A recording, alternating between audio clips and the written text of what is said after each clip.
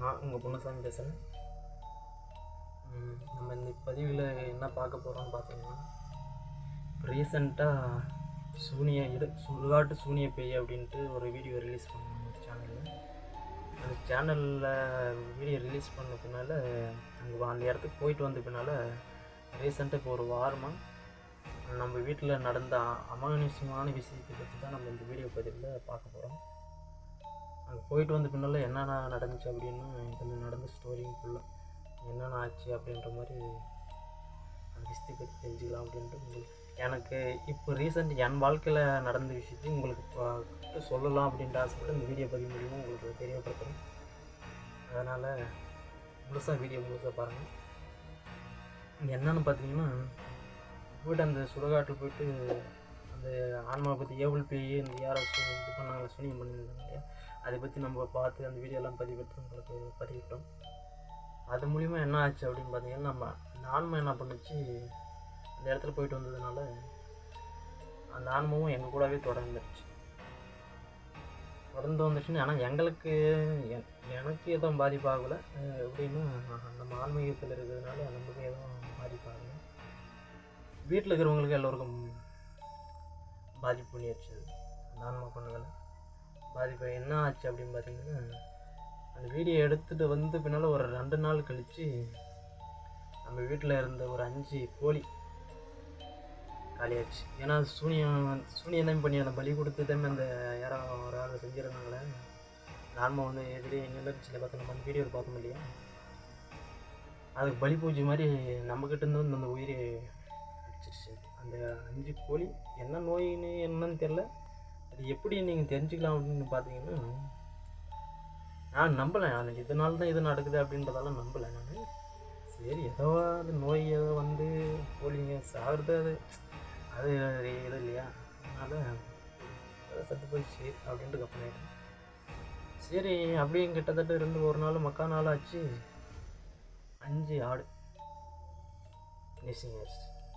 என்னடா இதை கோழி தான் செத்துச்சு, சரி ஏதோ நோய் வாய் போட்டு ஏதோ ஒன்று ஆகி போச்சு அப்படின்னு சொல்லலாம். சரி ஓகே, ஆடு செத்துச்சு, என்னடா காரணம் இது அப்படின்ற மாதிரி ஒரு பயமாகவும் இருந்துச்சு. என்னடா இது, என்னடா நடக்குது, கோழி செத்துது சரி ஓகே, ஆடும் செத்து போச்சு, என்ன காரணம், என்னவா இருக்கும் அப்படின்ட்டு அது நம்ப முடியல. என்ன காரணம்ன்ட்டு சரியாக புரிஞ்சிக்க முடியல என்ன ஆண்டா அப்படின்ற மாதிரி. சரி ஆடு தான், சரி எப்படி ஆகிப்போச்சு, நம்ம அப்பயும் நம்ம அந்த ஆன்மா பண்ண வேலை தான்ட்டு நம்பலை. நான் அதுமாரி அந்த தாட்டம் வரல நம்மளுக்கு, இது பண்ண வேலை தான் இதெல்லாம் நடக்குது அப்படின்ட்டு அந்த தாட்டம் நமக்கு வர கிடையாது. சரி அப்படின்ட்டு கப்புன்னு இருந்துட்டோம்.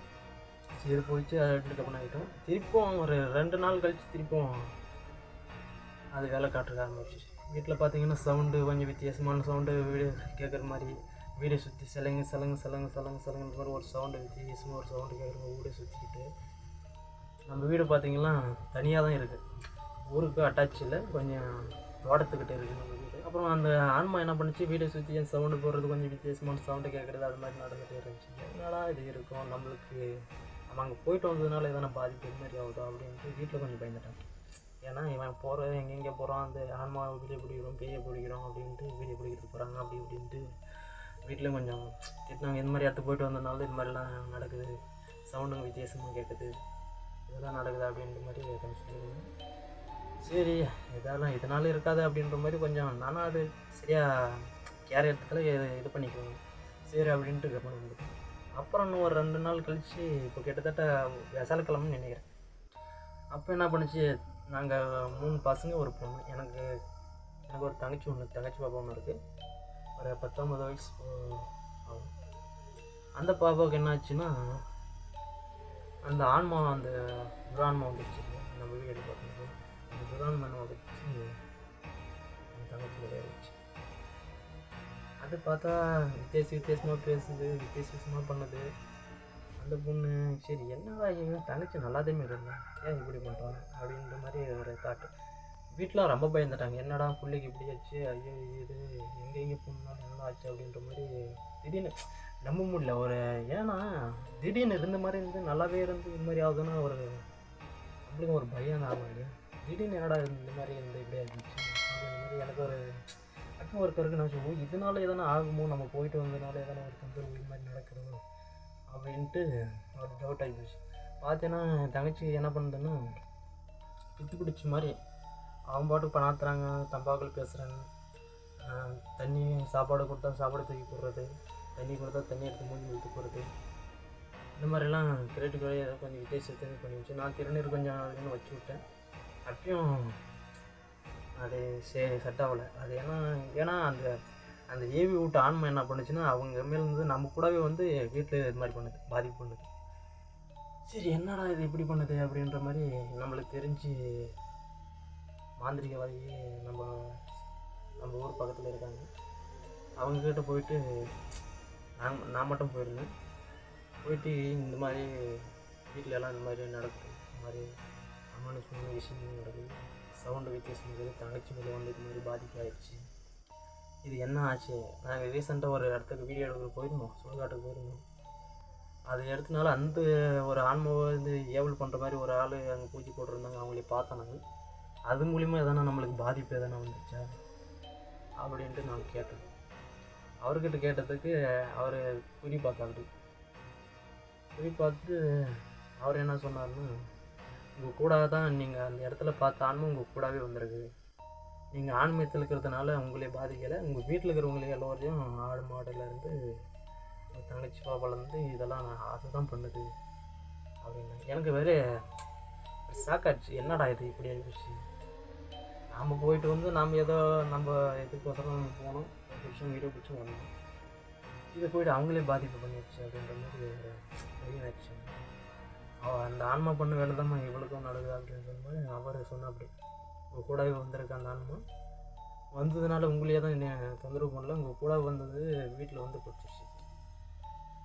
வீட்டில் வந்து இது மாதிரி பண்ணுறது, இந்த ஆடு மாடு சத்துது இதெல்லாம் உங்கள் பாப்பா பிடிச்சிருந்துருக்கு, இந்த கதையெல்லாம் அதை பண்ண வேலைலாம் வந்துருச்சு. சரி என்னடா பண்ணுறது அப்படின்ற மாதிரி பார்த்துட்டு, சரி அதே அந்த ஆன்மாவை ஓட்டுறதுக்கு எதனா வழி இருக்கா அப்படின்ட்டு அவர்கிட்ட கேட்டதுனால அவர் இருந்தோன்னு கூப்பிட்டுவாங்க. அந்த ஆன்மா ஓட்டுக்கான கிட்டத்தட்ட ஒரு 10-15 மேலே செலவாகும், ஒரு 10-15 மேலே செலவாகும் அப்படின்ட்டு. என்னடா இது எப்படி ஆகி வச்சு குழப்பம் அப்படின்ட்டு நாம் பண்ணது ஒரு இதுக்கு 10-15,000 செலவு பண்ணுறது, நம்ம என்னடா பண்ணுறது அப்படின்ற மாதிரி ஆச்சு. சரி காசை பார்த்தா நம்ம தங்கச்சிக்கு இன்னும் கொஞ்சம் பாதிப்பு ஓவர் ஆகிடும் அப்படின்ட்டு கூப்பிட்டு வந்து போயிட்டு அந்த ஆன்மாவை ஓட்டிகிட்டு வந்துடலாம் அப்படின்ட்டு நான், அம்மா, அப்பா, தங்கச்சி பாப்பாவை கூப்பிட்டுக்கிட்டு கிளம்பி அவர்கிட்ட போனோம். போயிட்டு அங்கே போயிட்டு அந்த ஆன்மாவை அந்த ஐயா கூப்பிட்டு கேட்டாப்ப, எதுக்கோசரம் இப்படி வந்த அப்படின்னு, இந்த குடும்பத்தையே இதே மாதிரி கொண்டாய் அப்படின்ட்டு அந்த ஐயா கேட்டாப்படி அந்த ஆன்மாவை. அவர் வந்து அந்த ஆன்மா வந்து என்ன சொல்லிச்சுன்னா, இவங்களுக்கு நான் சூனியம் பண்ணுறதுக்கு ஒரு ஆள் வந்து என்னை பூஜை போட்டு கூப்பிட்டுருந்தாங்க, இவங்களாம் அந்த இடத்துல ஒரு 2 பேர் இருந்தாங்க,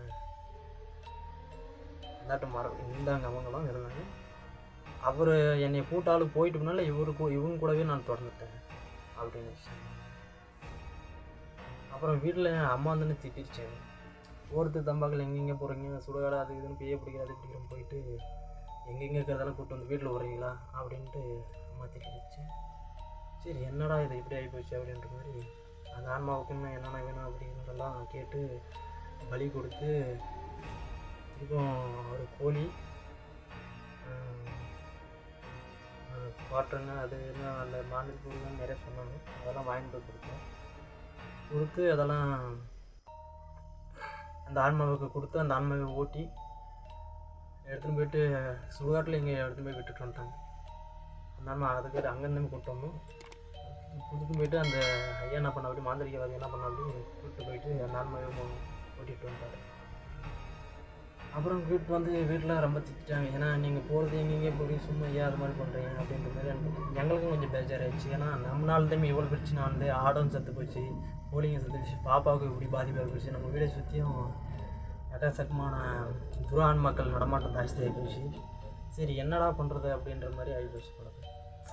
சரி இதுக்கு மேலேனா கொஞ்சம் போகுங்க, சேஃப்டியாக போயிட்டு எங்கே போனாலும் கோயிலுக்கு போயிட்டு ஒரு மணி நேரம் இருந்துட்டு எங்கேனா இந்த மாதிரி வீடியோ எடுக்கிறீங்கன்னு போகிறோம். அந்த ஐயா சொன்னது எனக்கு எங்கேனா அந்த மாதிரி வீடியோ பிடிக்கிறதுக்கு போகிற மாதிரி அப்படின்னு இருந்தீங்கன்னா போய் வீடியோ பிடிச்சிட்டு வந்து எங்கன்னா கோயிலுக்கிட்ட போயிட்டு 1 மணி நேரம் 2 மணி நேரம் அங்கேயே தங்கிடுங்க. இல்லைன்னா ஒரு நைட்டு அங்கேயே தங்கிட்டு அப்புறமா காலையில் கூட வீட்டுக்கு வாங்க. ஏன்னா ஆன்ம நடமாட்டம் நீங்கள் போகிறது அந்த மாதிரி வேலைக்கு போகிறீங்க இல்லையா, அது என்ன பண்ணுறதுன்னா அந்த ஆன்மா பின்னால் வர்றதுக்கு உங்களுக்கு வந்து உங்களே பாதிக்குதோ இல்லையோ உங்கள் வீட்டில் வந்து பாதிக்கிறதுக்கு வாய்ப்பு இருக்குது அப்படின்ட்டார் அவர். சரி நான் அப்படின்னு சொல்லிட்டு பின்னால் சரி இதுக்கு மேலே நம்ம எங்கேனா அந்த மாதிரி வீடியோ பிடிக்கிறதுக்கு எங்கேனா போகணுமா, சேஃப்டிக்கு நம்ம என்ன பண்ணணும்னா ஃபஸ்ட்டு எல்லாம் இதெல்லாம் பிடிக்கிறோம், பிடிச்சிட்டு பார்த்துட்டு வந்து எங்கன்னா கோயிலில் வந்து தங்கிடலாம். தங்கிட்டு அப்புறம் காலையிலே விடிஞ்சுக்குள்ளே குளிச்சுட்டு அப்புறமா தான் வீட்டுக்கு வரணும் அப்படின்னு. சரிங்கய்யா அப்படின்ட்டு அவர்கிட்ட சொல்லிவிட்டு பாப்பாவுக்கு ரெடி பண்ணி கூப்பிட்டு அங்கே ஒரு 15,000 பக்கம் ஆச்சு செலவாக இருக்கும். அங்கே பூச்சி செலவுக்கு அங்கே வாங்க ஓட்டுறதுக்கு அதெல்லாம் பார்த்துட்டு அப்புறம் பாப்பாவை வீட்டுக்கு கூப்பிட்டு வந்து இப்போ ஓரளவுக்கு தங்கச்சி பக்கம் நல்லாயிருக்கு. எங்கள் அனுபவத்தில் இப்போ ரீசெண்டாக நடந்த விஷயம் இது. இந்த ஆன்மா ஏவல் பண்ணி விட்டு ஆன்மா வந்து நம்மளுக்கு இவ்வளோ தொந்தரவு பண்ணிச்சு. இப்போ ஒரு வாரமாக கிட்டத்தட்ட ஒரு வாரமாக நடந்த விஷயம் இதெல்லாம் உங்களுக்கு உங்கள்கிட்ட சொல்லணும்னு நான் ஆசைப்பட்டேன், உங்களுக்கு தெரியப்படுத்தணும்னு ஆசைப்பட்டேன். அதனால் இது மாதிரி விஷயமும் நிறைய இருக்குது. ஆனால் ஆன்மா இல்லைன்னு சொல்கிறாங்க. ஆனால் உண்மை தான், ஆன்மா இல்லைன்னு சொல்கிறதெல்லாம் போய் கண்டிப்பாக இருக்குது. இப்போ ரீசெண்டாக எங்களுக்கு நடந்த விஷயம் இதெல்லாம். எங்கள் தங்கச்சி பாப்பாவுக்கு இது மாதிரி நடந்த விஷயம், ஆடு மாட்டு சத்தது நாங்கள் போய்ட்டு இதை பார்த்துட்டு வந்த விஷயம்லாம் இது மாதிரி நடந்த விஷயம். உங்கள்கிட்ட வெளிப்படையாக சொல்லிக்கலாம் அப்படின்ட்டு ஆசைப்பட்டோம். வீடியோ மூலிமா உங்களுக்கு தெரியப்படுத்திட்டோம். மற்றும் வேறு பதிவில் வேறு நல்ல ஒரு பதிவோடு உங்கள் கூட சந்திக்கிறேன். அது வரையும் உங்களிலிருந்து விடை பெறுவது உங்கள் பொன்னுசாமி. அன்பே சிவம்.